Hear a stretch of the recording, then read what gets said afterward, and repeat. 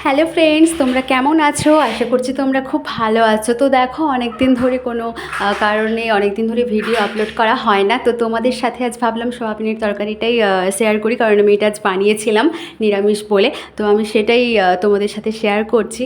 তো দেখো, সোয়াবিনগুলো কিন্তু আমি গরম জলে ভালো করে ভিজিয়ে নিয়েছিলাম। এরপরে কিন্তু নুন হলুদ দিয়ে ভালো করে ভেজেও নিয়েছি। এরপর দেখো, সর্ষের তেল দিয়ে দিয়েছি কড়াইয়ের মধ্যে, তারপরে সামান্য একটু ঘিও অ্যাড করেছি। এরপর 5 ফোড়ন, গোটা জিরে, এলাচ, লবঙ্গ, দারচিনি, পোস্ত সমস্ত কিছু কিন্তু আমি ফুটিয়ে নিয়েছিলাম। ফোটানোর মধ্যে একটা দারুণ একটা স্বাদ পাওয়া যায়, তবে সেটা ভীষণভাবে কিন্তু পাকাতে হবে, তাহলে কিন্তু ভীষণ ভালো একটা টেস্ট পাওয়া যায়। এরপরে কিন্তু আমি আদার কুচিও দিয়ে দিয়েছিলাম। তোমরা চাইলে আদা জিরে বেটেও করতে পারো, কিন্তু আমি আদার কুচি দিয়েছিলাম। এরপরে কিন্তু ওটা ভাজা ভাজা হয়ে গেলেই আমি কিন্তু লাল লাল টমেটো কুচিগুলো দিয়ে দিয়েছি।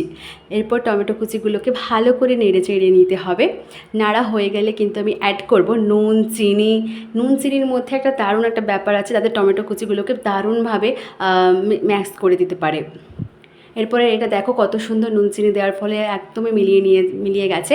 এরপরে কিন্তু আমি জিরে গুঁড়ো, ধনে গুঁড়ো, হলুদ গুঁড়ো, লঙ্কার গুঁড়ো সমস্ত কিছু আমি কিন্তু এক এক করে দিয়ে দিয়েছি। দেওয়ার পরে ভালো করে একটু নেড়ে চেড়ে নিতে হবে, কষিয়ে নিতে হবে ভালো করে। যত কষাবে তত রান্নার স্বাদ ভালো হবে, আর যত কষাবে না তত রান্নার একটা ফ্লেভারই আসবে না, জলসা লাগবে।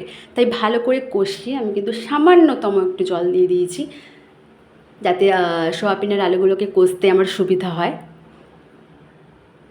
এরপরে কিন্তু আমি সোয়াবিন আর আলুগুলোকেও দিয়ে দিলাম। দেখো, ভালোভাবে এবার কিন্তু কষতে হবে। এবার জাস্ট কষার সময় শুধু ভালোভাবে কষতে হবে, 5-10 মিনিট ধরে কষতে হবে। আমি তাই করেছি, তোমরাও কষবে। এরপর দেখো, এটা কষানো হয়ে গেলে কিন্তু আমি জল দিয়ে দিলাম। জল দিয়ে নেড়ে চেড়ে এবার কিন্তু আমি রান্নাটা করতে দেবো। তো রান্নাটা হোক। দেখো, আমার তরকারিটা ফুটছে, প্রায় হয়ে গেছে। এবার কিন্তু আমি নামিয়ে নেবো। সামান্য একটু জিরে গুঁড়ো দিয়ে দিলাম নামানোর আগে। তোমরা চাইলে একটু ঘিও অ্যাড করতে পারো, কিন্তু আমি ঘি যেহেতু ফার্স্টে অ্যাড করেছিলাম তাই আমি অ্যাড করছি না। তো দেখো কেমন হয়েছে লাস্ট লুক, ফাইনালি লুক।